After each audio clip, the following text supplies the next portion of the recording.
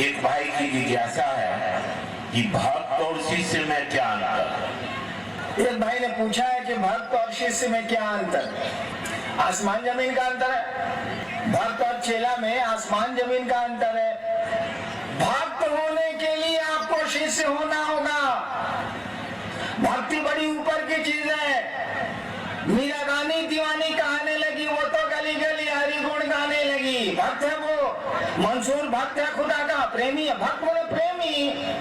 मीरा के साथ क्या हुआ था? शादी के 6ठे साल उसका पति मारा गया राणा संगा के साथ युद्ध के मैदान में। पिता भी उसके मारे गए। बाद में उसका देवर राजा बना, वो भी लड़ाई में मारा गया।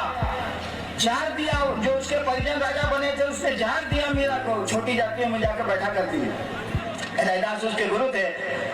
छोड़ दिया राजपुताना का वो उसका मापना महल और चली गई। भले बाद में द्वारिका गई, द्वारिका चली गई, वो छोड़ दिया उसने।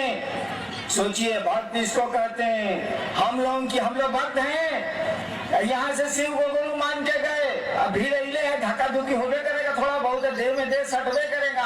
मान लीजिए बालू में गोड़वा मुँह चूक गया हल्का सा, कहेगा कि अब ये महादेव को गुरु माने हैं हम गौरा गांव में। करबो हिंदू तो सब गोड़ मुँह चूक गए। 4 साल के महादेव गुरु। यहाँ मीरा जहां पीती है, सुकरात जहां पीता है, ईसा सूली पे चढ़ता है, मंसूर तत्व होता है। ये भक्त है। इसको प्रेमी कहते हैं, इसको भक्ति कहते हैं। इस भक्त को ऐसा भक्त होने के लिए आपको गुरु के पास जाना होगा, सही गुरु के पास जाना होगा, शिष्य होना होगा।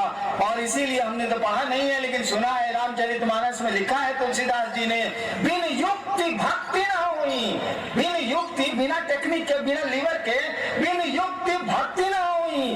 क्योंकि भक्ति तो, प्रेम तो हम लोगों को जगत से है, उस परमात्मा से, उस महादेव से प्रेम हो कैसे सकता है? इसमें लीवर लगाना होगा, इसमें टेक्निक लगाना होगा, इसमें युक्ति करनी होगी। बिन युक्ति भक्ति न हुई।